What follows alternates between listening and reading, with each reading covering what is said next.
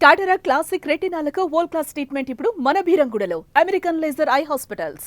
19th September తెల్లవారుజామున మనకి పేరచెర్ల పెదపల్లికలూరు road మీద ఒక డెడ్ బాడీ దొరికింది. ఆ డెడ్ బాడీ చెన్నంశెట్టి గోవిందరాజు అనే అతనిది మనం గుర్తించడం జరిగింది. ఆ డెడ్ బాడీకి నాలుక కొద్దిగా బయటికి వచ్చి ఉంది. అందుకని మనం 194 BNSS సస్పీషియస్ డెత్ కింద మేడికొండూరు పిఎస్లో కేసు రిజిస్టర్ చేయడం జరిగింది. సో ఈ డెత్ మీద మనకి ఫస్ట్ డే నుంచి అనుమానం ఉంది. పోస్ట్ మార్టంలో అది చనిపోయిన అతను స్ట్రాంగులేషన్తో థ్రాటలింగ్తో చనిపోయాడని మనకి తెలియడం జరిగింది. సో దాంట్లో మేడికొండూరు ఇన్స్పెక్టర్ గారు చాలా చాకచక్యంగా ఇన్వెస్టిగేషన్ చేయడం జరిగింది. అక్కడ ఎక్కడైతే మనకి బాడీ దొరికిందో అక్కడ సీసీటీవీ ఫుటేజ్ అక్కడ పరిశీలిస్తే ఒక ఆటో ఆ రోజు రాత్రి కొంత సస్పీషియస్గా అక్కడ తిరిగిందని మనకి తెలిసింది. ఆ ఆటోను మనం ఫర్దర్ సీసీటీవీ ఫుటేజ్ డెవలప్ చేస్తే ఆ నంబర్ ట్రేస్ చేసి ఆటో ట్రేస్ చేస్తే ఇది ఎవరైతే A1 and A2 ఉన్నారో ఈ వాళ్ళకి సంబంధించిన ఆటో మనకి తెలియడం జరిగింది. వాళ్ళు ఆ రోజు చనిపోయిన అతన్ని చంపడం జరిగిందని మనం నిర్ధారణకి వచ్చాము.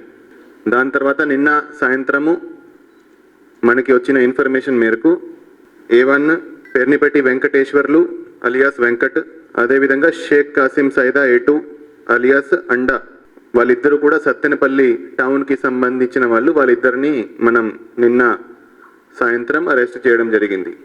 సో వాళ్ళు ఈ మర్డర్ ఎందుకు చేశారంటే ఎవరైతే A1 ఉన్నారో వెంకట్ అనే అతనికి చనిపోయిన అతను భార్యతో ఇంటిమెసీ ఉంది. గత 3 సంవత్సరాల నుంచి వీళ్ళిద్దరికి ఇంటిమెసీ ఉంది. గత 6 సంవత్సరాల నుంచి చనిపోయిన అతను అతని భార్య విడిపోయి ఉన్నారు.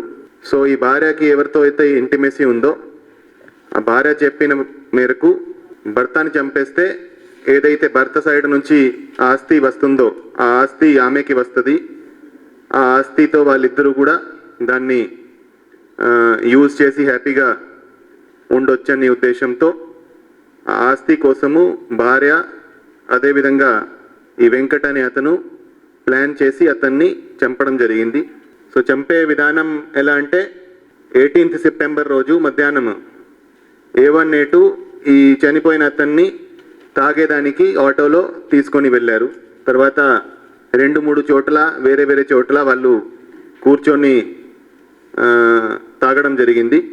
తాగినాక ఎప్పుడైతే ఈ డిసీజ్డ్ చనిపోయిన అతను తాగిన మేకంలో ఉన్నాడో ఫస్ట్ అతను మేల్తాడుతో అతన్ని స్ట్రాంగులేట్ చేసేదానికి ప్రయత్నం చేశారు.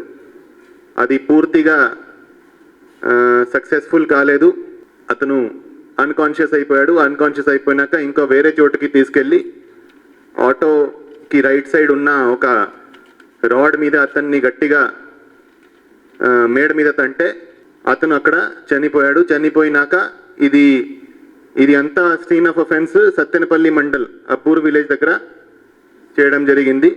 దాని తర్వాత బాడీను తీసుకొచ్చి మళ్ళా మన జిల్లా లిమిట్స్లో పేరచెర్ల పెదపల్లికలూరు రోడ్ మీద డంప్ చేయడం జరిగింది. ఎందుకంటే వాళ్ళు ఈ చనిపోయిన అతను రోడ్ యాక్సిడెంట్తో చనిపోయాడని చిత్రీకరించే ప్రయత్నం చేశారు. సో ఈ కేసులో A1 A2ను నిన్న సాయంత్రం అరెస్ట్ చేయడం జరిగింది. అదేవిధంగా భార్యను కూడా అరెస్ట్ చేయడం జరిగింది. ఈ ముగ్గురిని అరెస్ట్ చేసి రిమాండ్కి పంపించడం జరుగుతుంది. ఈ కేసులో ఒక ఆటో ఏదైతే ఆటోలో వాళ్ళు ప్రయాణించి ఇది అఫెన్స్ చేశారు ఆ ఆటో, అదేవిధంగా మొబైల్ ఫోన్, అదేవిధంగా కొన్ని బట్టలు సీజ్ చేయడం జరిగింది.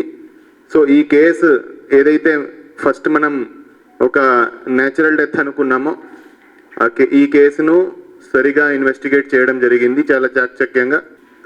Inspector Nagur Meera, SI Khajibabu, SI Subbarao and వాళ్ళ టీం చాలా మంచి పని చేసి కృషి చేసి హార్డ్ వర్క్ చేసి ఈ కేసును గత 10 రోజుల నుంచి కంటిన్యూస్గా వర్కౌట్ చేసి దీని మీద అరెస్ట్ చేయడం జరుగుతుంది. సో అందరినీ సర్టిఫికెట్స్ ఇచ్చి అభినందిస్తున్నాము.